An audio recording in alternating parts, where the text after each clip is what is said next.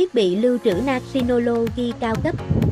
Hỗ trợ, dự phòng ổ cứng, dung lượng lưu trữ lớn, phù hợp cho gia đình, văn phòng nhỏ, doanh nghiệp vừa. Tính năng, quản lý dữ liệu tập trung, sao lưu an toàn, chia sẻ file nhanh chóng, hỗ trợ đa phương tiện, flash, camera giám sát. Thiết kế nhỏ gọn, tiết kiệm điện, chạy êm. Thích hợp cho doanh nghiệp cần lưu trữ dữ liệu chung. Gia đình muốn xem phim, lưu trữ ảnh, video. Doanh nghiệp cần cloud riêng giảm chi phí thuê Google Drive, bảo mật riêng.